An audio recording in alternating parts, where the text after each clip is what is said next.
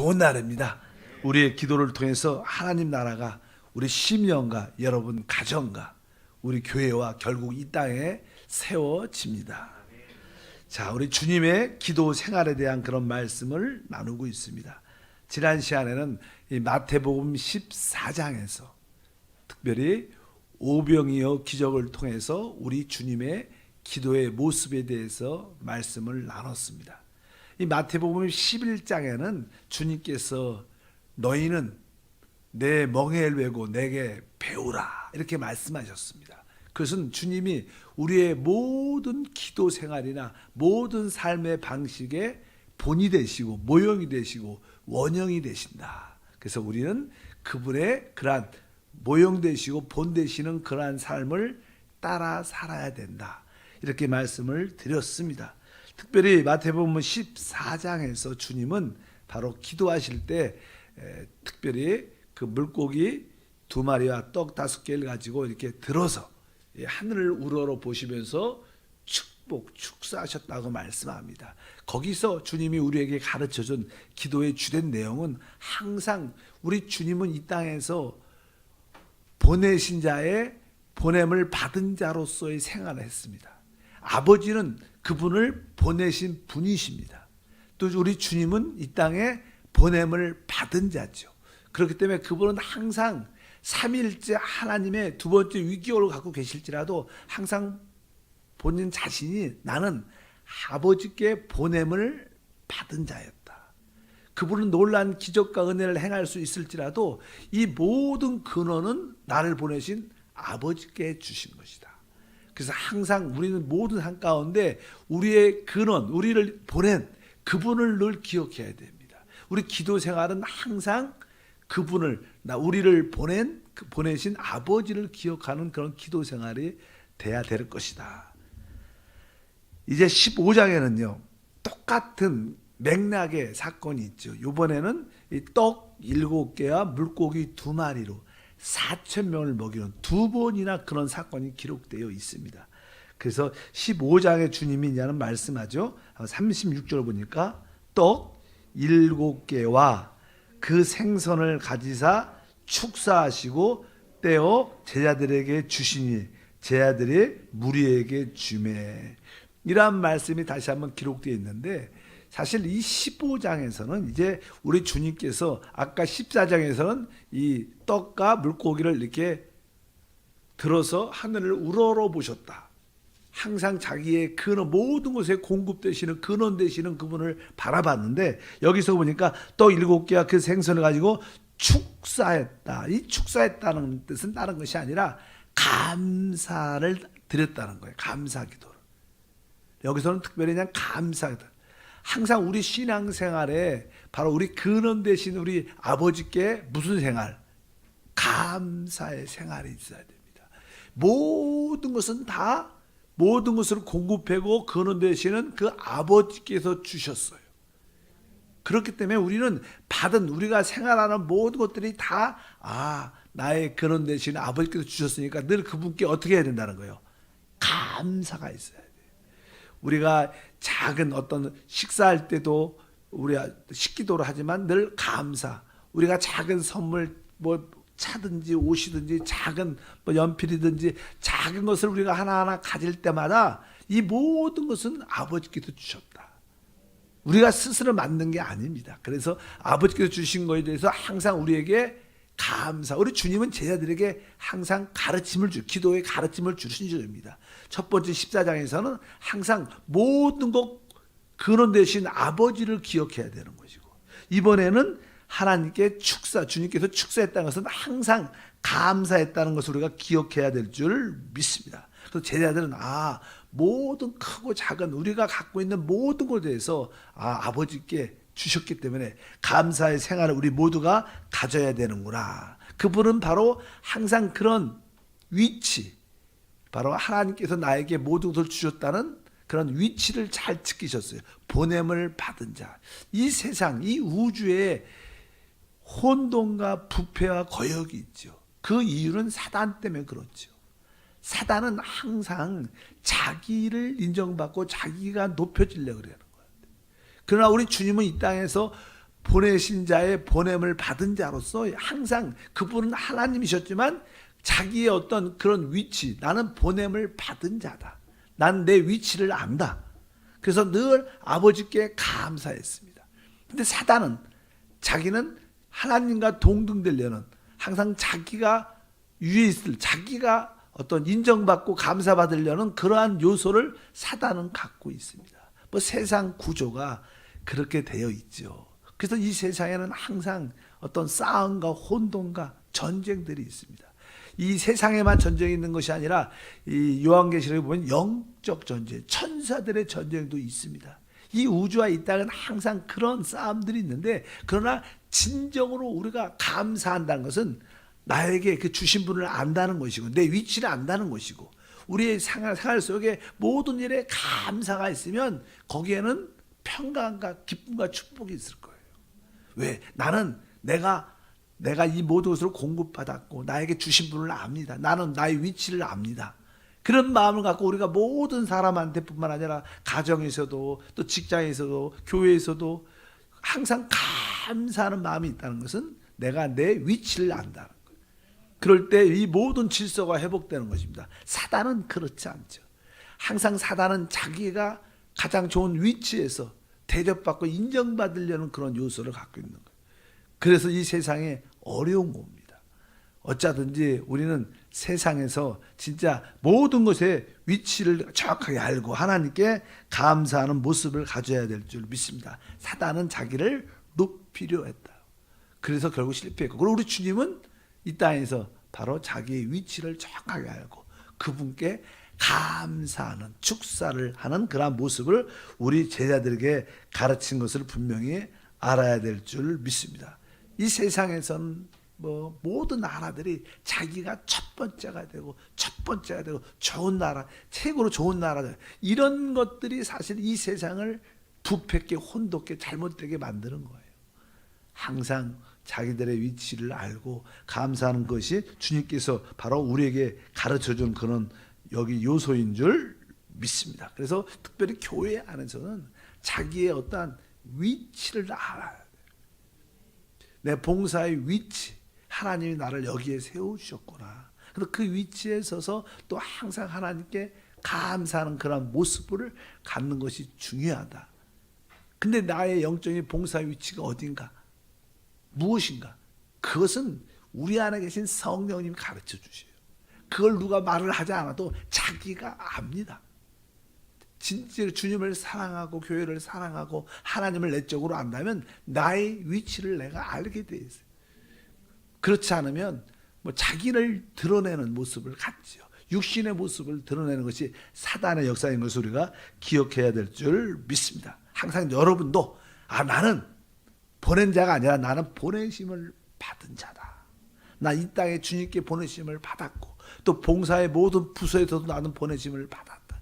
그래서 그 위치에 서서 그 위치에서 감사하는 마음을 늘 갖게 되면 거기에 생명의 놀라운 축복이 함께 합니다. 그래서 이 사도 바울 같은 경우에도 데살로니가전서 5장 18절 잘 알죠? 범사에 감사하라. 범사에 감사. 우리 주님은 바로 그러한 제자들에게 그런 사건을 통해서 감사를 가르치는 겁니다. 이는 그리스도 예수 안에서 너희를 향하신 하나님의 뜻이다. 에베소 5장 20절 똑같습니다. 범사에 우리 주 예수 그리스도의 이름으로 항상 아버지께 하나님께 아버지 하나님께 감사하며, 여기도 감사를 가르치는 겁니다.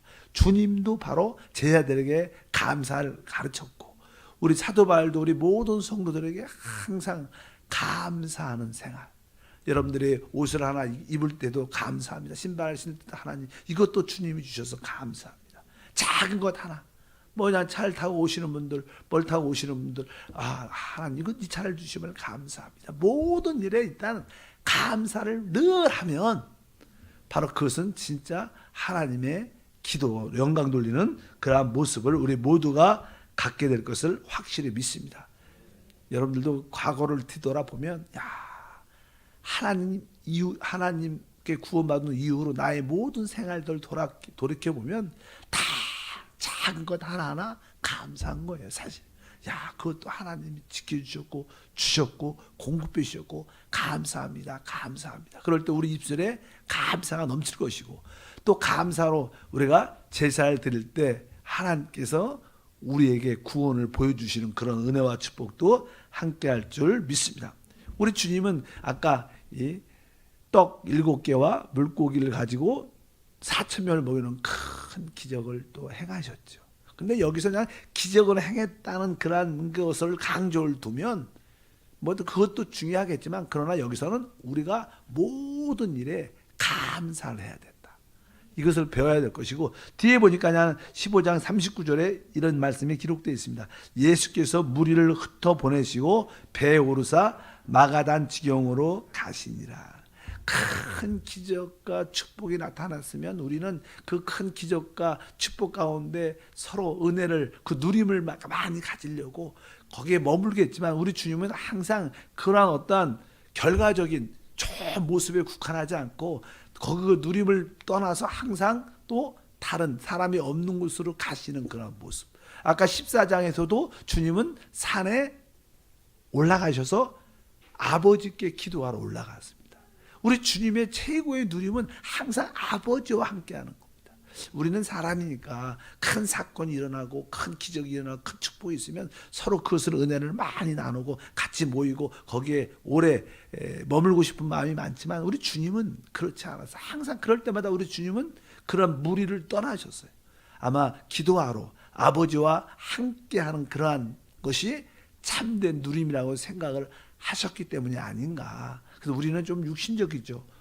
그래서 잠깐만 우리는 어떤 누림이 있다면 그것 안에서 더 누리려고 하는 그런 육신적인 모습이 있지만 주님은 절대로 그런 모습은 갖지 않은 것 같습니다. 그래서 이러한 사람들을 흩어내보내시고 다시 마가단 그런 지병으로 가시는 그런 모습은 다른 뜻이 아니라 바로 주님과 아버지와 함께 누림을 갖기 위한, 그래서 우리들도 아버지와 함께하는 그런 은혜와 축복을 누려야 될 줄 믿습니다. 이제 난 마태복음을 쭉 보게 되면 17장이 나옵니다. 17장에는 어떠한 사건이 기록되어 있냐면 우리 주님께서 그냥 변화산에 이렇게 올라가셔요. 거기서 그냥 놀랍게 변화되고 거기서 모세도 보고 엘리야도 보는 그런 사건이 이제 기록되어 있죠. 그럴 때 그 산 밑에는 이 귀신 들린 아이를 가진 아버지가 주님께 나왔는데 주님이 안 계신 거죠. 산에도 올라가셨으니까. 제자들이 밑에서 예수님을 기다리고 있었는데 그래서 그냥 제자들이 그 귀신 들린 아이를 쫓아주려고 많이 기도를 했는데 결국 그 귀신이 떠나가지는 않았어요. 근데 주님이 그때 내려오셨죠. 내려오면서 믿음이 없는 것을 또 이렇게 책망도 하시면서 이제 그 귀신 들린 아이를 쫓아줍니다. 놀랍게 나는 그 아이가 치유고 회복되는 그런 말씀이 쭉 기록되어 있다가 이제 후에 제자들이 조용히 주님께 와서 물어보죠. 왜 우리는 그 귀신을 쫓아내지 못했을까요? 이렇게 말합니다. 마태복음 17장 19절에 기록되어 있습니다. 이때 제자들이 조용히 예수께 나와 이르되 우리는 어찌하여 쫓아내지 못하였나이까? 이렇게 그들이 이제 질문을 주님께 여쭤봅니다. 그러니까 우리 주님께서 거기에 대해서 말씀하시죠. 20절에 보니까 이르시되 너희 믿음이 작은 까닭이니라. 그러면서 진실로 너에게 이르노니 만일 너희에게 믿음이 겨자씨 한 알만큼만 있어도 이 산을 명하여 여기서 저기로 옮기려 하면 옮겨질 것이요 또 너희가 못할 일이 없으리라. 그러면서 여기서 첫 번째 주님께서 이런 귀신을 쫓아내려면 일단 믿음이 있어야 된다. 믿음이 있어야 된다고 말해요. 실제로 우리가 알다시피 귀신은 우리 눈에 보이지 않지만 실존하고 우리가 많은 그런 귀신이 있었던 것을 많이 체험을 합니다. 근데 우리가 이 귀신을 이렇게 쫓아내려고 하려면 항상 귀신이 우리 양심에 생각에 참소를 하죠. 야, 너 같은 것이 어떻게 나를 쫓아? 넌 누군데 나를 쫓아내려고 해? 네 생활을 봐라. 너 주님이 너 기뻐하는 생활을 하겠느냐? 그러면서 자꾸만 귀신은 우리 양심을 참소합니다. 근데 그러한 이 참소를 사람이 받아들이면 믿음이 없어지죠. 그래, 뭐 나 같은 주제에 무슨 내가 기도한다고, 내가 성도인데, 막 이런 생각이 자꾸만 들어요. 그러니까 일단은 귀신은, 우리가 귀신을 쫓아낼 때 항상 우리 양심과 생각이 그런 참소를 하는 게 귀신의 영성. 근데 우리는 어떻게 뭘 가져야 돼요? 그런 마귀의 참소를 듣지 말고 믿음을 가져야 돼. 이 귀신아, 사단아, 넌 이미 십자가에서 패배했다. 너는 이미 주님께서 너를 멸하셨다. 주님의 피가 나를 깨끗게 했다. 너는 더 이상 우리와 상관이 없다. 나사는 예수 이름으로 물러가라. 이렇게 자꾸만 우리는 예수 피를 우리가 붙잡고 우리 자신을 뿌려야 되고, 귀신의 이미 패배당함을 선포해야 돼요. 자꾸만 귀신아, 이미 너는 심판받았다. 넌 더 이상 우리 가운데 역사할 수 없다. 네가 있을 곳은 이곳이 아니다. 나는 예수의 피로 이미 구원받고 제사함 받았다. 내 안에 예수의 피가 있다. 그러면서 나사는 예수 이름으로, 예수의 피로 떠나가라. 네가 있을 곳이 아니다. 이렇게 자꾸만 사단의 패배와 우리가 주의 보혈로 씻겨져 있다는 담대함을 갖는 믿음의 선포를 자꾸만 해야 돼요. 자꾸만 나의 실패와 연약함을 자꾸만 바라보지 말고 주님의 승리를 바라보고 선포하고, 보혈로 씻겨진 내 자신을 바라보고 선포하고. 이게 뭐예요? 이게 믿음이죠. 그래서 우리는 믿음, 오늘 말씀하죠. 너희 믿음이 작은 까닭이다. 그래서 우리가 귀신을 쫓아내려면 그런 믿음을 갖고, 나의 어떤 거룩하고 깨끗한 행위가 아니라 주님의 그 승리에 대한 보혈로 씻겨진 우리 자신을 바라보면서 바로 담대하게 이 마귀를 대적하여 쫓아낼 때 바로 귀신이 떠가는 그런 은혜와 축복도 함께 할 줄 믿습니다. 그래서 항상 우리가 믿음을 가져야 되고, 믿음을 가질 때 우리 당연하게 거기에는 뭐가 있어야 돼요? 금식이라는 게 포함돼야 돼요. 우리 한국 성경책은 우리 그냥 흠정역 번역, 한국은 흠정역으로 번역을 해놨어. 그래서 여기 마태복음 10장 21절 보면 가로 열고 없음이라고 써 있어요, 성경책에. 근데 킹 제임스 버전이나 다른 버전에 보면 이렇게 써 있어요. 마태복음 10장 21절에 그러나 이런 종류는 기도와 금식에 의하지 않고는 나가지 아니하니라. 여기 보니까 또 이제는 기도라는 단어가 있고 한편적으로 금식이라는 단어가 있어요. 여기 보니까 이런 종류, 아주 이런 종류라는 것은 오래된 귀신들. 뭐 강하다는 뜻은 귀신이 강하다고 표현하기 좀 그렇고요. 귀신은 더러운 겁니다. 그래서 우리 주님은 귀신한테 더러운 귀신아. 더러운 뜻은 저주받았다는 거. 하나님한테 저주 심판받았죠. 그래서 더러운 귀신. 우리가 귀신한테 말할 때 이렇게 그에게 치욕스러운, 하나님께 저주받은 그의 신분에 대한 정확하게 지적이 있어야 돼. 더러운 귀신아, 저주받은 귀신아. 이렇게 자꾸, 사실 사람들도, 우리도 사람들이 아유 이 더러운 자식 이런 소리를 계속하면 그런 말 듣고 싶지 않고 그런 사람하고 보고 싶지도 않죠. 그런 것처럼 귀신도 나름대로 자기의 어떠한 인격이라고 표현을 하려면 인격이 있죠. 그러니까 자꾸만 우리가 그를 무시하면 그들도 우리하고 함께 하고 싶지 않아요. 그러니까 자꾸만 이 더러운 귀신아, 넌 하나님께 저주받았다. 이렇게 말을 할 필요가 있고, 여기 보니까 이런 종류니까 오래 들어와서 자리를 깊이 박은 귀신들이 있죠. 오래전부터. 그러니까 자기 집처럼 하고 있으니까 안 나가려고 그런다. 이런 귀신을 쫓으려면 우리에게 뭐가 있어야 되냐? 금식이 필요하다. 금식을 왜 해요? 기도를 하려고. 근데 사실 우리가 여기서 말하는 믿음, 기도와 이 금식, 기도와 금식은 실제로 우리는 기도는 항상 우리가 육신을, 타락한 육체를 갖고 있기 때문에 이 금식한다는 것은 우리 육체를 처리한다는 의미가 있죠. 기도도 우리 육신을 부인한다는 의미가 있어요. 그러니까 이건 항상 우리가, 귀신은 영적인 존재이기 때문에 우리 혈과 육, 우리 육체의 열심과 뜨거움으로 목소리가 크다고 이기는 게 아니에요. 바로 우리에게 우리 육체를 부인하는, 우리가 금식한다고 해서 뭐 내 육체에게 먹이를 주지 않는 겁니다. 나 육체를 난 부인한다. 나 육체를 신뢰하지 않는다. 오직 하나님 말씀만 붙잡는다. 그럼 우리 속사람 영이 강건해져서 바로 더러운 영을 쫓아낼 수 있는 그런 은혜가 있다. 아, 기도와 음식은 내가 절대적으로 내 육신을 부인한다. 내 육신을 처리한다. 이런 것을 한편으로 고백하는 겁니다. 그러니까 거기에 영적인 은혜와 능력도 함께 할 줄 믿습니다. 그래서 기도, 금식이라는 말을 왜 하느냐? 그러면 우리 육체를 신뢰하지 않는다. 그런 거에 대한 기본 전제가 있고, 기도와 금식을 한다면 바로 아주 오래된 귀신도 떠나가는 그런 은혜와 축복이 함께할 줄 믿습니다. 어쩌든지 우리가 믿음과 금식, 기도, 뭐 기도와 금식은 같은 부류이고 믿음이 필요하다. 이렇게 여러분들이 강력하게 해야 될 것이다. 우리 주님은 바로 우리에게 이렇게 기도하라고 가르쳐 주신다. 이제 한 가지만 더 하면요. 이제 마태복음 18장이죠. 18장에 보면 또 이제 어떤 기도를 하라고 말하는 그런 내용들이 쭉 기록되어 있습니다. 여기에 대한 15절부터 한번 읽어보니까 교회 안에서 이제 내 형제가 죄를 범하거든 가서 너와 그 사람만 상대하여 권고하라. 만일 듣지 않으면 내가 내 형제를 얻을 것이요. 만일 듣지 아니하거든 한두 사람을 데리고 가서 두세 증인으로 입으로 확증하게 하라. 만일 그들이 말도 듣지 않거든 교회에게 말하고 교회 말도 듣지 않거든 이방인같이 세리와 같이 여기라.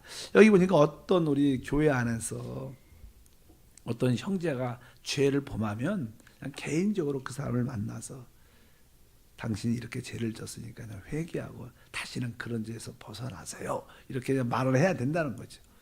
그런데 이제는 그 사람이 또 말을 듣지 않으면 그냥 또 같이 있는 증인 한두 사람이 같이 가서 말을 해라. 그래도 그러한 권면을 받지 않으면 교회가 전체적으로 교회법 대표자가 교회가 말해서 그렇게 하라. 만약에 그렇지 않으면 이제 아예 이 교회의 성도로서 지체로서 합당치 않으니까 이방인처럼 쫓아내라. 이런 뜻이 여기 기록되어 있어요. 여기서 그냥 보통 사람들이 이제는 어떤 사람이 잘못을 했어요. 진짜로 실제로 잘못해갖고 그 내용을 아는 분이 찾아가서 그 지역장이든 아니면 뭐 사역자든 찾아가서 말을 합니다. 장로님이 가서 말을 해요. 집사님 그렇게 하면 안 됩니다. 그런 죄는 회개해야 됩니다. 다시는 그렇게 범죄하지 마십시오. 이렇게 말을 하면 종종 어떤 사람들은 거친 사람들은 당신이 뭔데 나한테 그렇게 말해? 당신이나 잘해. 이렇게 그냥 보통 그렇게 말하는 사람도 있죠.